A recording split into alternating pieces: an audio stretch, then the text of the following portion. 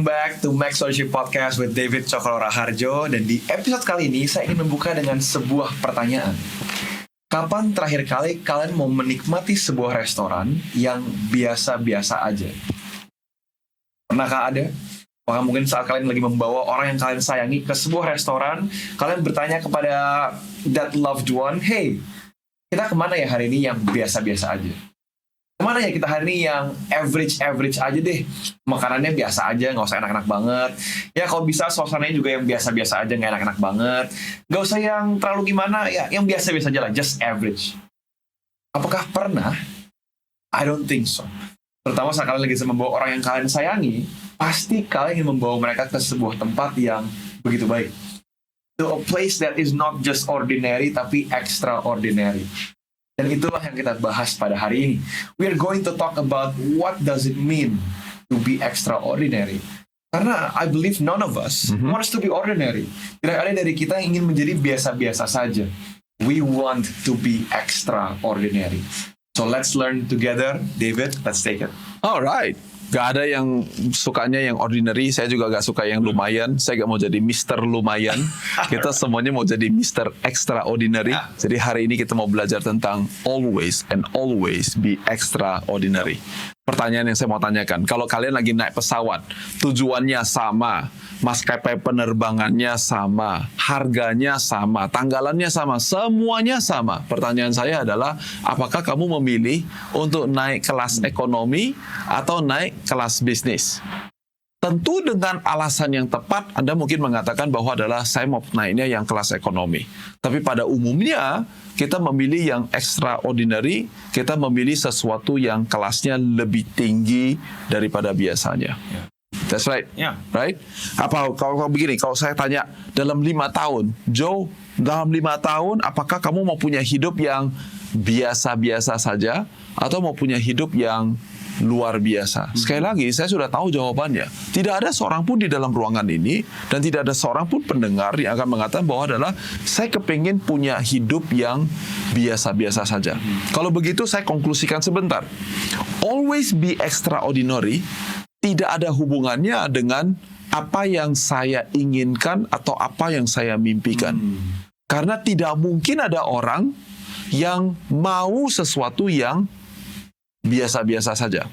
Dalam bahasa Inggris kata ordinary dan kata extraordinary, berarti perbedaannya ada di kata extra.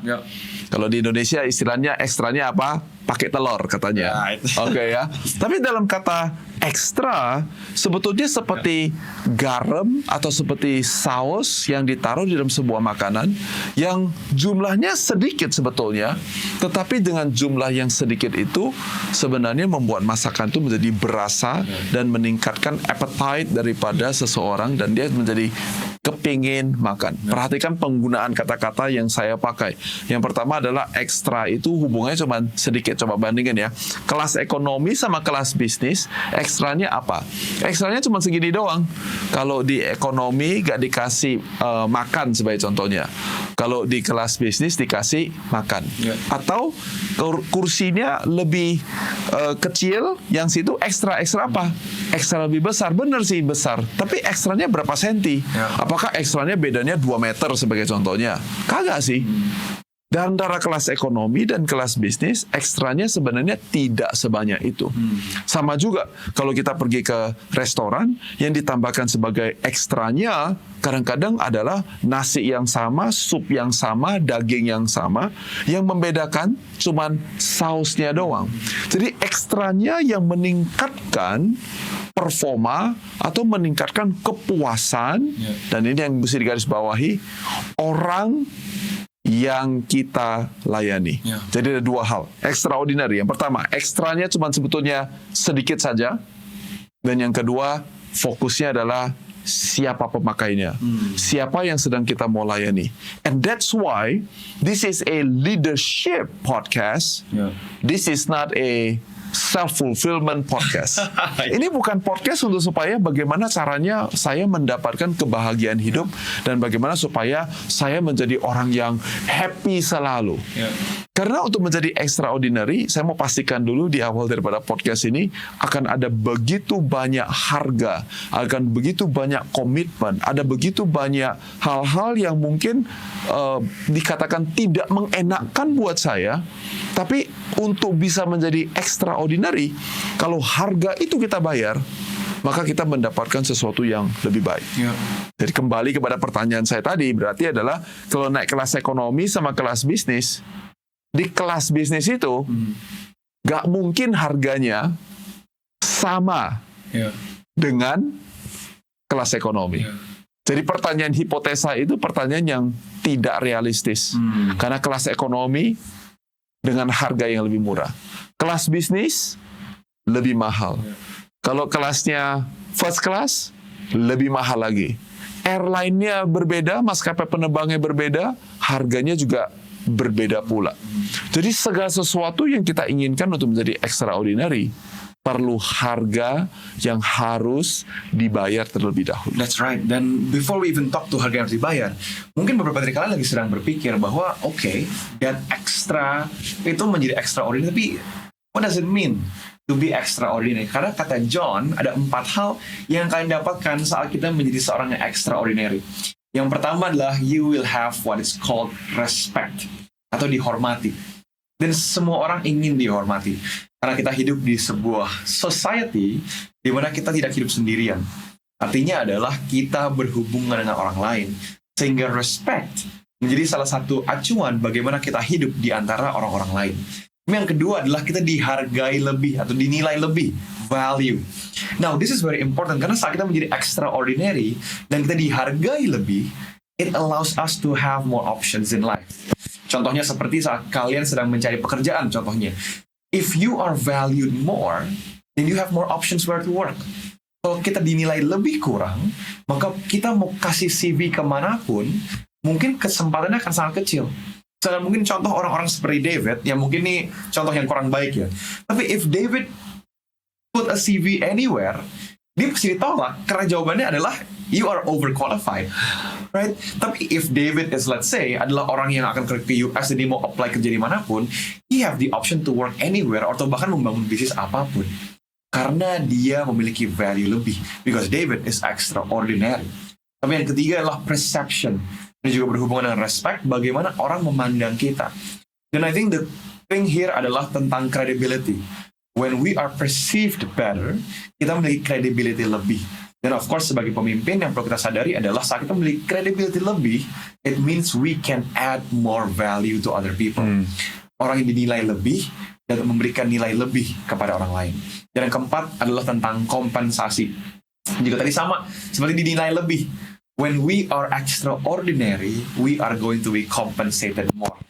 Mungkin seperti teman-teman yang dalam jurusan sales ataupun dalam jurusan yang beracu pada performance, saat kalian extraordinary memiliki performance yang sangat tinggi, sudah pasti kompensasinya akan jauh lebih besar. And it's just natural. Sehingga 4 hal ini adalah hal-hal yang kalian bisa dapatkan saat you are extraordinary. Tapi seperti yang tadi David bilang, seringkali kita underappreciate berapa banyak harga yang harus dibayar untuk menjadi seorang extraordinary. Karena semua kita ingin menjadi orang extraordinary. We all wanted to be more. We all wanted to be nggak cuma lumayan, tapi jadi extraordinary. Tapi pertanyaannya adalah, apakah kita sadar seberapa besar harga yang harus kita bayar? Because if we talk about things that needs to be paid, of course the easiest way adalah about money. But also about time, about effort, dan mungkin kesenangan pribadi. So David, I want you to talk more about this. Bagaimana kita bisa realize atau menyadari sepenuhnya harga yang harus dibayar untuk menjadi extraordinary. Ya, saya pikir kita lihat ini setiap hari. Apapun yang kita beli setiap hari, baik itu pakaian yang kita pakai, lampu yang sekarang sedang lagi dipakai, kamera yang sedang dipakai, handphone yang kita sedang pakai, segala sesuatu yang kita nikmati dan kita bilang, nah, ini bagus banget. Pasti di dalam bagus banget itu ada yang lebih bagus dan ada yang lebih tidak bagus. Kalau harga yang sekarang saya beli ini harganya sebenarnya 1 juta rupiah, secara otomatis yang lebih bagus harganya di atas 1 juta rupiah. dan harga yang kurang bagus dihargai dengan harga berapa? Ya di bawah 1 juta rupiah. Jadi memang apa yang kita kerjakan sebagai seorang pemimpin atau always be extraordinary, bukan tujuannya adalah supaya saya bisa dapat untung berapa. Tetapi kenyataannya adalah segala sesuatu yang sangat baik, harganya juga sangat baik. You know, bahasa Inggris ada bilangnya itu adalah holy crap. You know, holy crap adalah konsep yang dipakai untuk mengatakan bahwa adalah gile banget gitu. Saya kan ini mahal banget gitu. Jadi kebetulan ada restoran namanya Holy Crab gitu. Makanannya Holy Crab karena kita bilang enak soro gitu. Tapi harganya bagaimana? Holy crap. Kenapa? Harganya juga lumayan banget kira-kira begitu, ya kan? Tapi kalau kita makan kepiting lokal atau udang lokal atau sesuatu yang tidak sebegitu hebatnya, harganya juga secara otomatis tidak sebegitu hebatnya. Jadi segala sesuatu ada dua grafik yang berjalan beriringan. Kita mau sesuatu yang extraordinary, maka komitmen dan harga yang kita harus berikan juga tiba-tiba mengikuti grafik itu. Itu adalah sebuah kenyataan. Nah, jadi sekarang pada saat kita cerita tentang personal development, setiap kali kita membuat podcast ini, kita gak pernah berhenti untuk mengingatkan kepada para pendengar bahwa satu hal pertama yang perlu kita kerjakan yaitu adalah berinvestasi di dalam pertumbuhan pribadi saya terlebih dahulu. Kenapa kita perlu lakukan itu? Sekali lagi, karena segala sesuatu dimulai dan diakhiri oleh pemimpinnya. Kalau Anda bilang adalah, saya mau mempunyai sebuah perusahaan yang memiliki excellence yang tinggi sekali. Harga yang harus dibayar, berarti Anda sendiri harus menjadi seorang pemimpin yang luar biasa itu juga. Kalau semuanya saya cuma mau jadi pemimpin yang biasa-biasa saja, saya pemimpin yang lumayan, saya tidak heran kalau organisasinya ya juga lumayan saja. Apa yang membuat saya tertarik dengan Joe dan apa yang membuat Joe juga tertarik kepada saya di dalam Maxwell disebutkan dengan hukum daripada sebuah magnet. Anda hanya bisa menarik siapa diri Anda. Anda tidak bisa menarik siapa yang Anda kepingin untuk menjadi. Ada sebuah dunia yang sangat berbeda tentang saya kepingin jadi apa dengan siapa diri saya. Nah, yang kepingin ini itu adalah iming-iming kita, mimpi kita, kepinginannya kita, masa depan kita. Tetapi siapa diri kita berhubungan dengan komitmen apa yang saya kerjakan setiap hari. Di episode sebelumnya, saya selalu kasih tahu ada John Classic pengajarannya mengatakan aturan 5. We talks about 5 hal apa yang saya kerjakan setiap hari. Oke, jadi ada 3 hal setidaknya yang kita mesti pikirkan. Ini bayar harganya komitmen pakai apa? Salah satunya adalah uang. Oke, kita bayarnya mahal, ya dapat yang bagus, kira-kira gitu. Di Maxwell Leadership program sertifikasi kita harganya hanya 150 juta rupiah saja. Saya katakan hanya 150 juta rupiah. Beberapa pendengar mungkin dengarnya adalah apa? Hanya 150 juta. Holy crap. Maksudnya adalah gak sekaligus 1,5 miliar gitu. Karena mahal banget kesannya. And I'm here to show you bagaimana cara saya menghandle, bagaimana saya menjadi extraordinary dengan memutuskan untuk berinvestasi di dalam diri saya sendiri. Ini adalah requirement untuk bisa melakukan personal development program. Yaitu Anda bercermin melihat kepada diri Anda sendiri dan berkata bahwa adalah I am worth it. Anda lihat ke cermin itu dan Anda katakan bahwa adalah saya layak untuk diinvestasikan 150 juta rupiah supaya saya bisa menjadi seorang pemimpin yang luar biasa. Now, can you say that?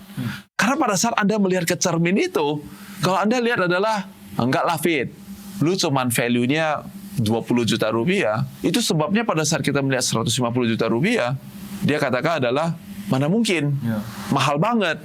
Itu sebabnya orang yang tidak mampu melihat ke cermin dan melihat masa depannya itu adalah orang yang sukses. Dia pergi ke toko mobil BMW sebagai contohnya, dia bahkan tidak pernah masuk ke showroom itu karena pertama kali yang dia katakan bahwa adalah I am not worth it. Tetapi I am not worth it tidak ditranslate dengan saya tidak layak. Dia ditranslate dengan mengatakan bahwa adalah itu mobil mahal banget. Sebenarnya bukan mobilnya yang mahal, Ya. tapi adalah karena saya tidak mampu untuk melihat diri saya mengendarai mobil itu. Right. Sama juga dengan program sertifikasi kita. 150 juta, mahal atau murah? Tergantung cerminannya seperti apa. Now, I want to get a little bit more practical. Pada saat saya katakan harganya itu affordable banget, alasannya begini. Karena ini barang bukan sesuatu yang dibikin di Indonesia. Dibikinnya di Amerika Serikat. Nah, di Amerika Serikat, pada saat saya pergi ke sekolah dulu, 1 tahun uang sekolahnya adalah 600 juta rupiah. Jadi 600 juta rupiah, 4 tahun, berarti 600 dikalikan dengan 4, 2,4 miliar. Anggap aja 2 miliar.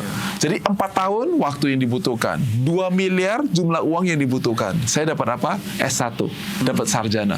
Nah, sekarang saya ada pertanyaan.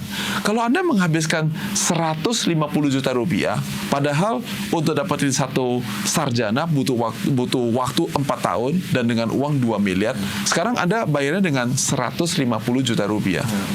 Itu namanya mahal atau murah, karena dalam waktu 1 tahun 150 juta rupiah saya mendapatkan sebuah sarjana tentang kepemimpinan. Kalau Anda sedang memimpin diri sendiri, apalagi punya tim yang sedang dipimpin, tiba-tiba suasananya menjadi berubah. Nah, ada perbedaan antara berapa banyak uang yang saya punya di bank dengan apakah barang itu menurut saya mahal atau murah. Itu adalah dua hal yang berbeda. Dua hal yang berbeda.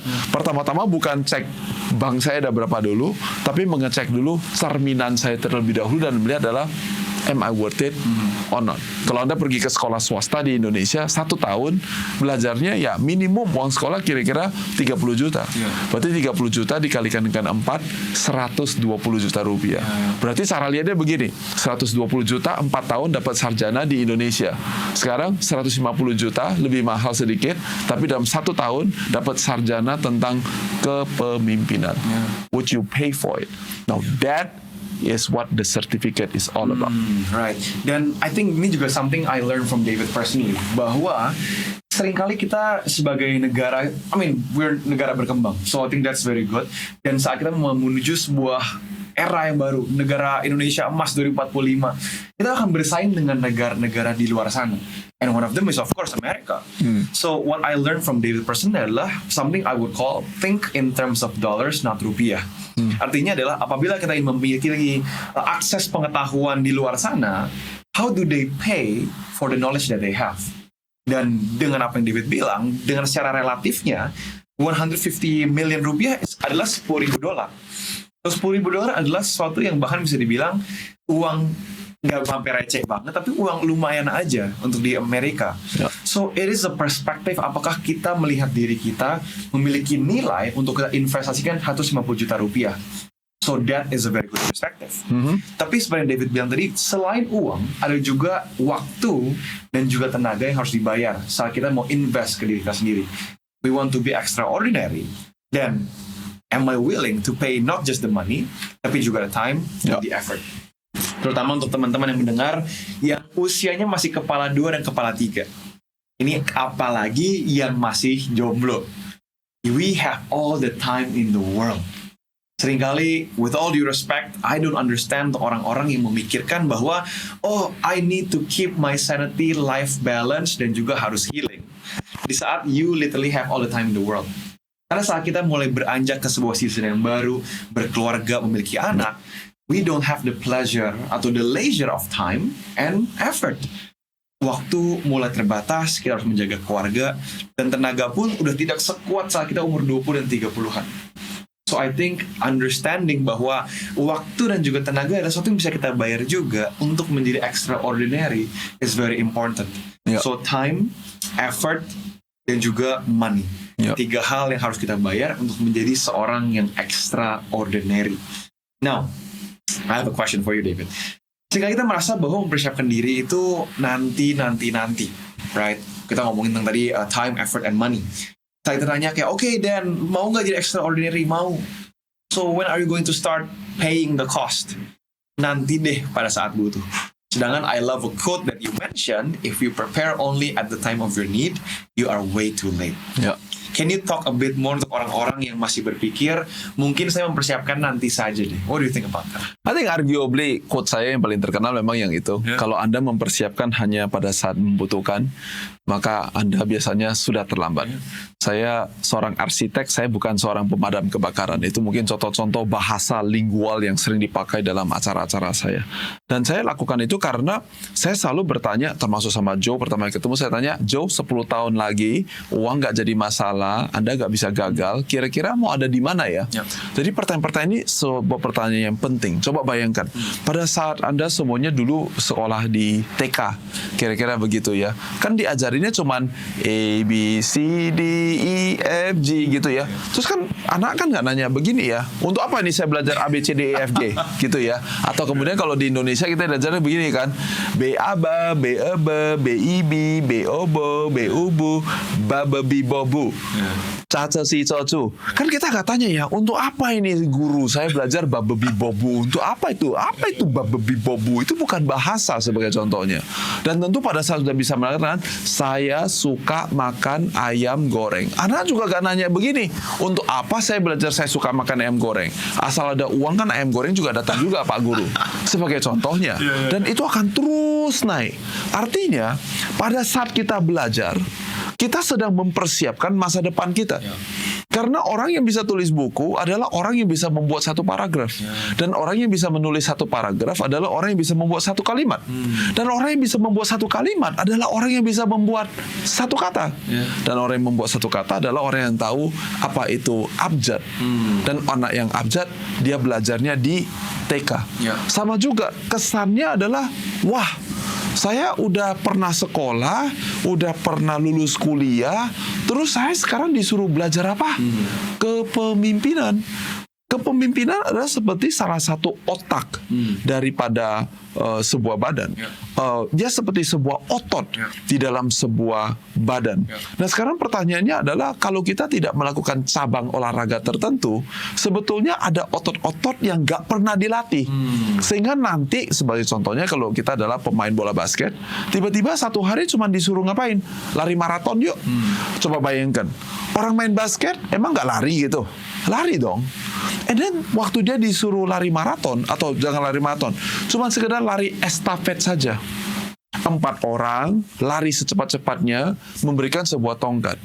Kalau Anda pernah melewati apa yang kita lewati, yang saya lewati, Anda akan mendapatkan bahwa ada sebuah kejanggalan, ada sebuah keanehan.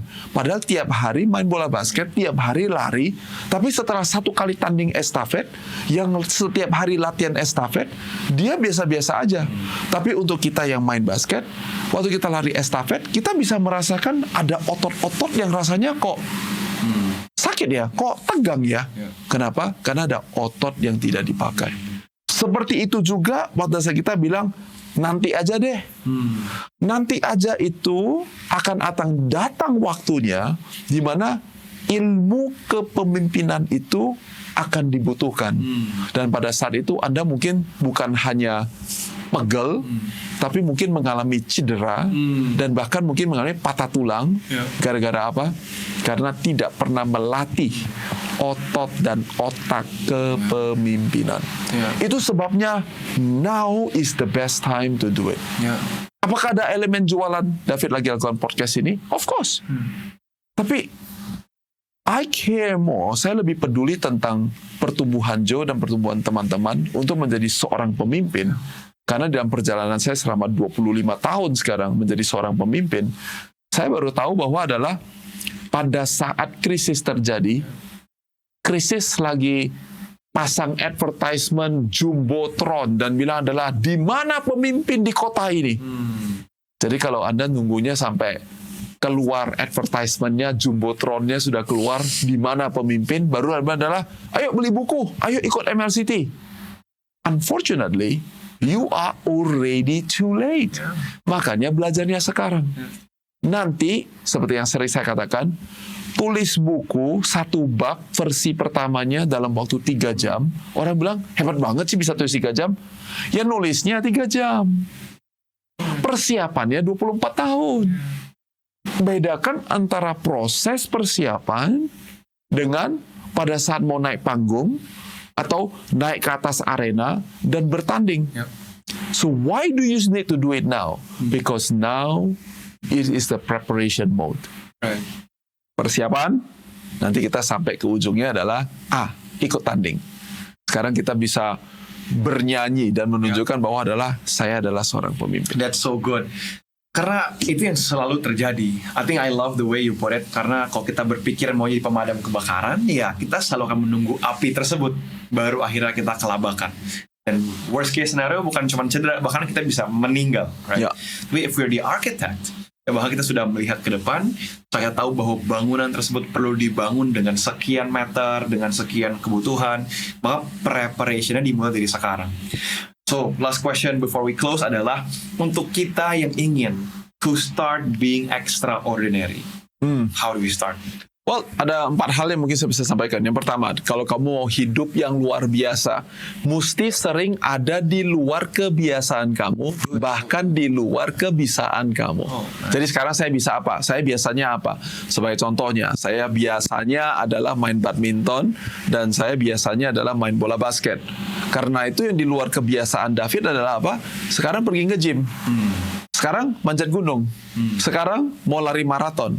Kebiasaan dan kebiasaan Anda adalah tanda bahwa ada level berikut yang saya perlu kerjakan. That is your secret to become extraordinary. That's number one. Yeah. Yang kedua yaitu adalah memberi pengalaman kamu kepada orang lain. Setiap daripada kita, dan saya hampir bisa memberikan garansi bahwa para pendengar juga, kalian kalau bisa dengarkan podcast ini dengan kecepatan bicara saya dan dengan pencampuran antara bahasa Indonesia dan bahasa Inggris, itu memberitahukan kepada saya bahwa kalian punya pengalaman yang sedikit berbeda dengan orang-orang yang bahkan tidak mengerti bahasa Indonesia dan bahasa Inggris. Atau mereka mungkin masih belajar untuk masih bilang babi bobo, masih belajar, mereka tidak punya pengalaman tertentu. Tetapi yang lagi dengerin termasuk Joe di sini punya pengalaman tertentu. Pertanyaan saya, if you want to be extraordinary, pertanyaan saya, mau gak sih untuk membagikan pengalaman kamu kepada orang lain? Atau kamu berpikir bahwa ini pengalaman saya dan saya tidak mau kasih berapa, saya mau simpan sendiri kayak begini. Oke, rahasia daripada extraordinary adalah karena saya dalam posisi memberi. Dan yang kedua yaitu adalah memberi pengalaman kamu kepada orang lain. Yang ketiga yaitu adalah memberikan pemikiran terbaik kamu kepada orang lain. Saya masih ingat pertama kali saya pulang dari Amerika Serikat ke kota Jakarta, saya ikut sebuah acara dan setelah selesai acara di akhirnya pada saat itu belum ada QR code ya.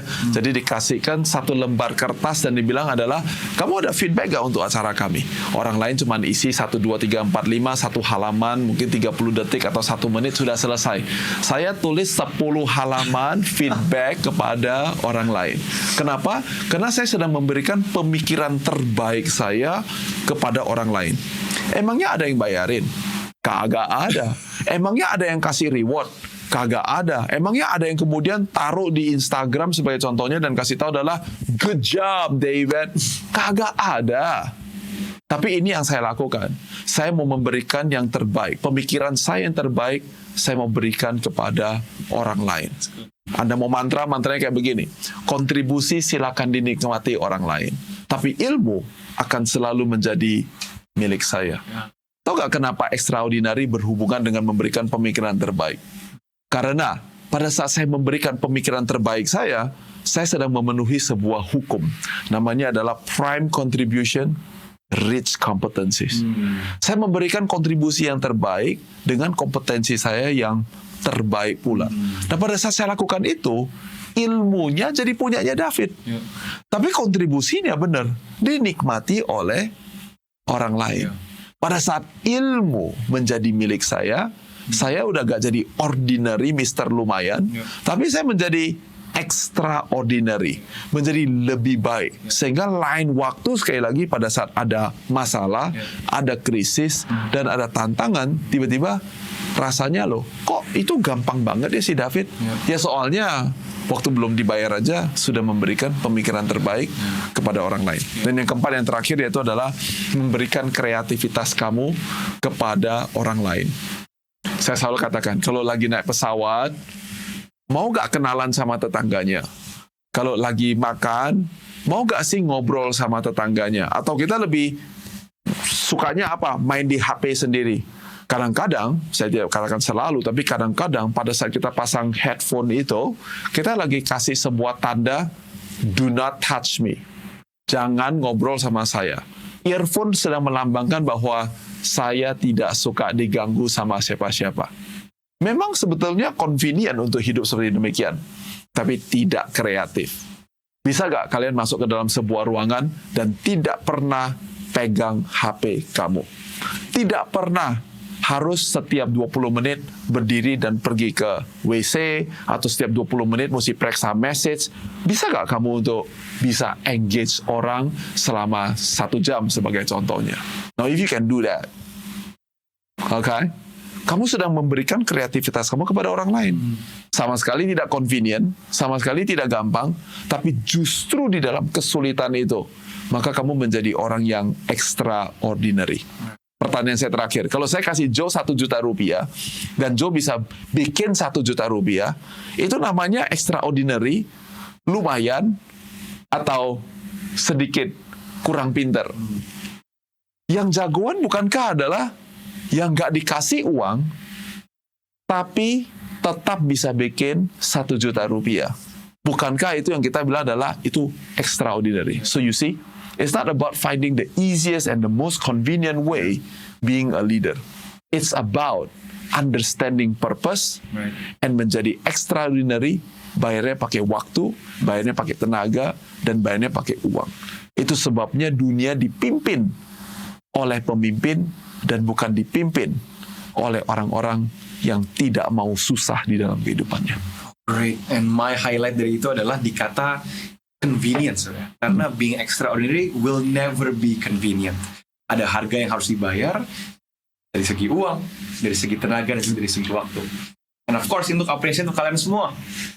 Kalian leaders yang mendengarkan adalah orang-orang yang mau memberikan waktu kalian untuk mendengarkan episode-episode ini. So thank you for investing in yourself. We believe ini akan menjadi salah satu stepping stone kalian untuk menjadi pemimpin yang lebih baik lagi.